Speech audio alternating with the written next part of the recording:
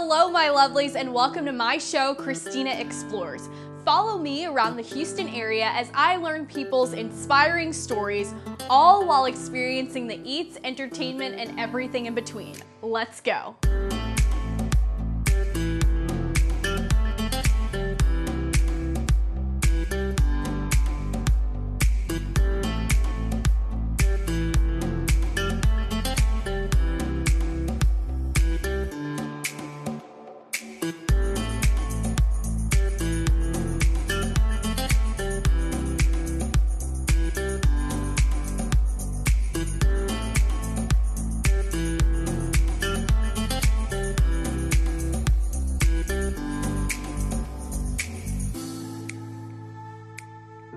There are many ways to get fit, including yoga.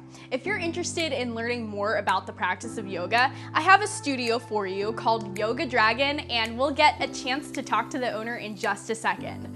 But first, how do you stay active? Comment below. Yoga Dragon is located in Jersey Village, which is a Houston suburb, and I was curious to hear the story from Steve, the owner and fellow University of Houston Coug. Go Cougs! Woo! To start things off, I asked him if he were to write a book, what would the title be? Let's go ahead and hear his answer. Steve, thanks so much for having us in your space today. Thank you for joining me in my space. Yeah, you're welcome. It's really nice to be here. It's so peaceful, and I'm excited to talk to you a little bit about how it came to be. First, I want to find out if you were to write a book. Okay. What would the name of your book be and why? This is a really tough question. Do you want an easier one? No, this is cool. This is cool. If I were to write a book, like I'm trying to be really serious about this question and answer it correctly. If I were to write a book, it would probably be a collection of short stories. I would call my book The Irony of Life, a short collection of illusions. And why would you name it The Irony of Life? That's also a really interesting question. You're really good at this already. You know, I think life teaches us, you know, as we move forward through life, we all learn a few lessons. And the way that life teaches us these lessons, I feel like there's an interesting story behind the way that we have our realizations. And if we were to actually somehow figure out a way to capture that in a creative way and put a story behind it, go for it. I think people would be interested in reading that kind of thing if they could relate to people in a human way. Yeah, absolutely. Sweet. So I know that for us, life's a journey. And I want to know if you can talk to us a little bit about your pre-yoga profession life. Well, what a profession it was. I'll tell you that. I bet. When I was younger, I actually waited tables for a long time to put myself through college, and you know, I was like on the 6 or 7 year college plan. You know. Yeah. After I left the University of Houston, I was in corporate sales. I went to work for a global construction solutions company. I was able to land a position as an industrial and government account manager in Nashville, Tennessee. And then I moved back to Houston with the same company. It was a great opportunity, and it really helped me get to where I am today. Right, absolutely. How did yoga enter your life?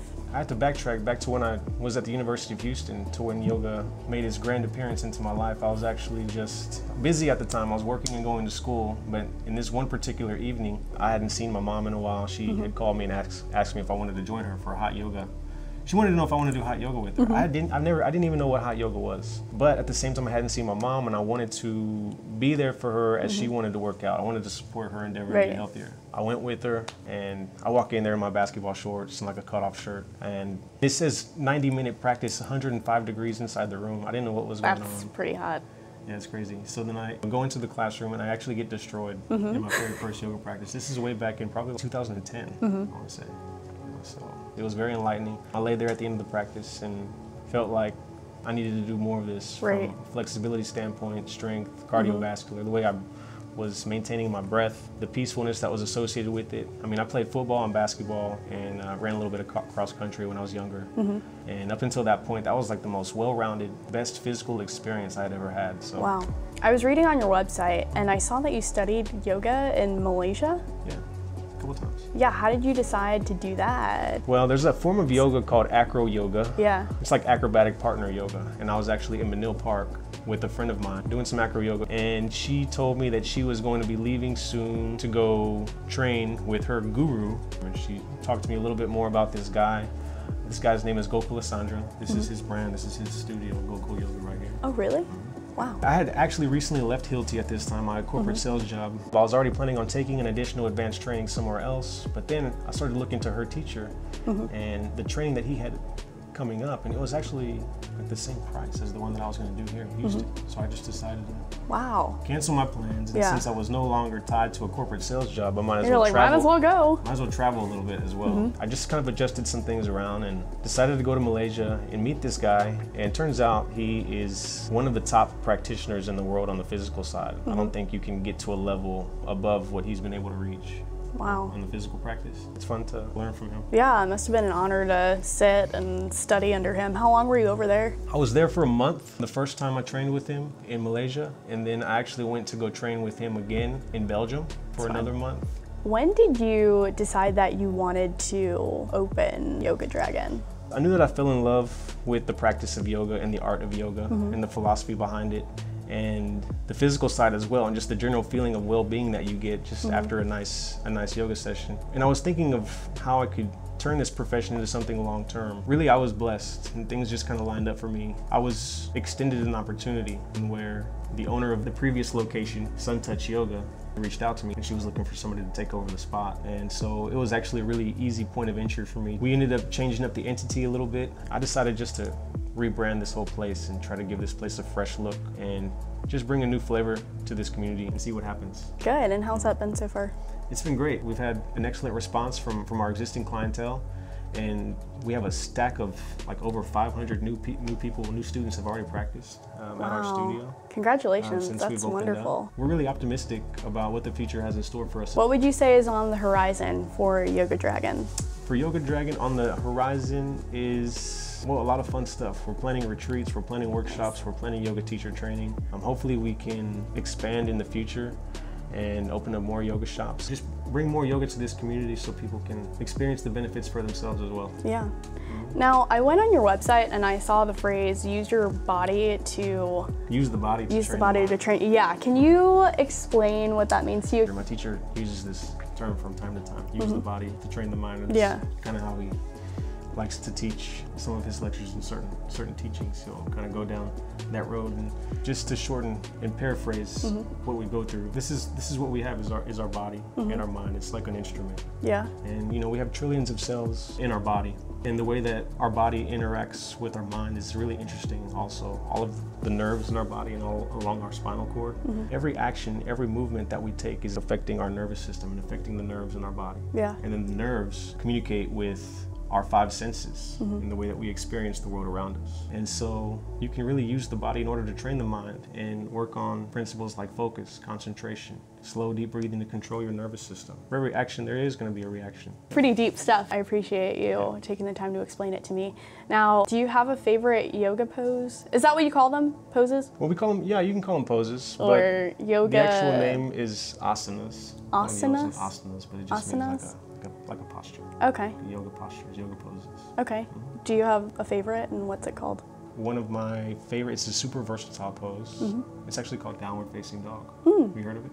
I've heard of it. Yeah. Can you teach us how to do it? Yeah, I can teach you how to do it. You want to do it? Yeah, let's do it. Okay, do it. All right, cool. Let's do it. The last time I went to a yoga class was a long time ago. I mean, I think it was back when I was in college, so I was overdue.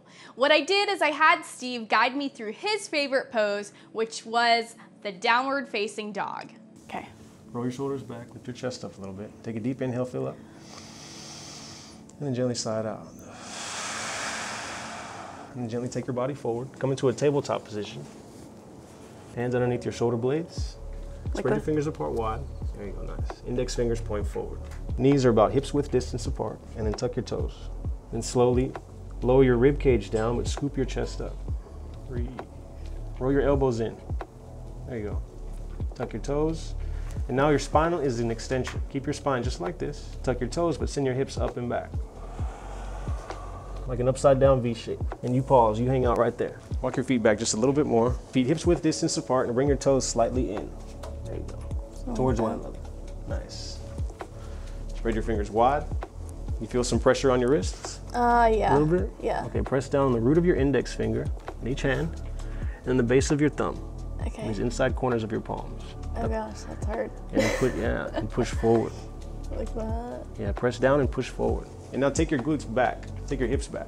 Press the ball of your big toe down on each foot. And now lengthen out the bottom of your feet. Pull your heels back.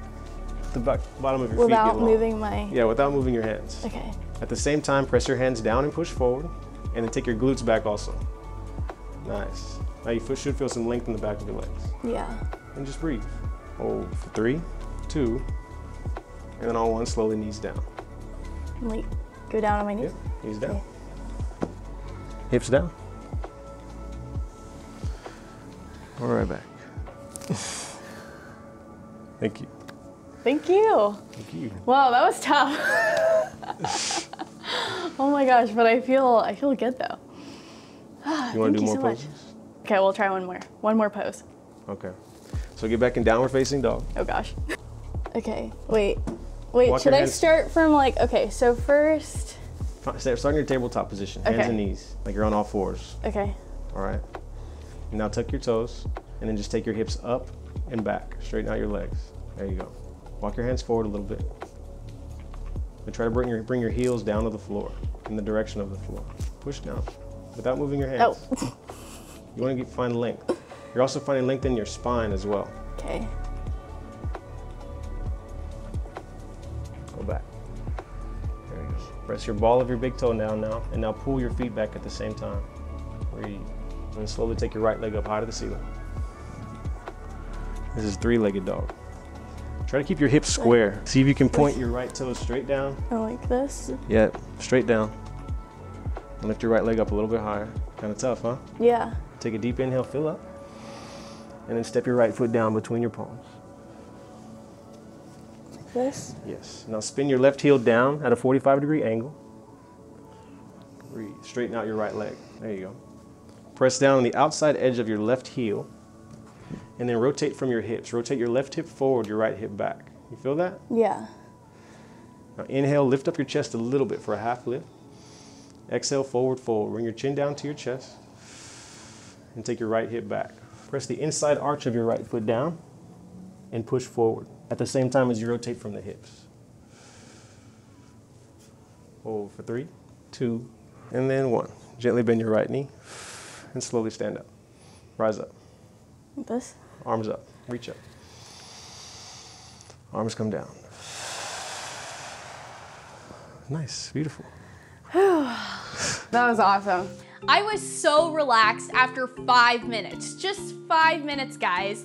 My body was stretched and my mind was refocused for the rest of the day. I will definitely be back for a full yoga session.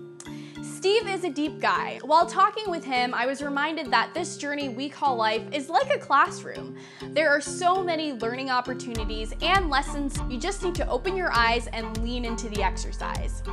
If you're ever in Jersey Village and need to rejuvenate your mind and refocus, check out Yoga Dragon. They're open 7 days a week.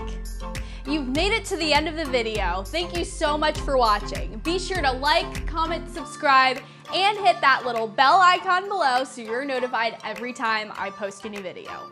Also, spread the love and share with your friends. If you have any suggestions for where I should visit next in the Houston area, be sure to leave a comment. Until next time, peace and blessings.